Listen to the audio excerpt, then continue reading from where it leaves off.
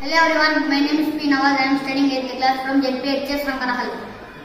Project title, sir, now project peru waste paper and plastic management at school level, local solution for global issue.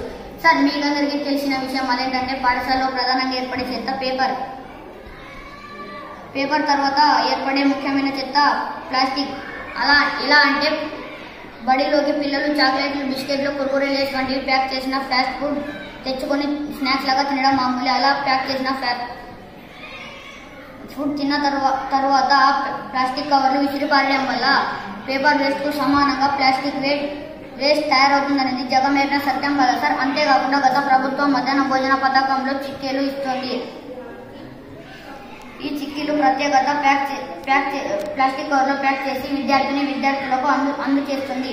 ఇప్పటి ప్రభుత్వం కూడా ఈ అనవాయితీని కొనసాగిస్తుంది. అంటే ప్రతిరోజు మామూలుగా చాక్లెట్లు తిని పారేసే కవర్లతో పాటు పుట్టినరోజు చాక్లెట్లు కవర్లు, స్నాక్స్ గా తినే చిప్స్, కుర్కురే, లేస్ వంటివి కవర్లు, ఈ చిక్కీ కవర్లు తోడే ప్రతిరోజు బడిలో పేపర్ వేస్ట్ కు దిటుగా ప్లాస్టిక్ వేస్ట్ కూడా ఉత్పత్తి అయ్యి పర్యావరణానికి మేము సైతం సమిధన ఒకటి అవతిస్తున్నామనే విధంగా తయారయ్యింది. మరి ప్రతి పాఠశాలలో ప్రతిరోజు తయారయ్యే ఈ ప్లాస్టిక్ మరియు పేపర్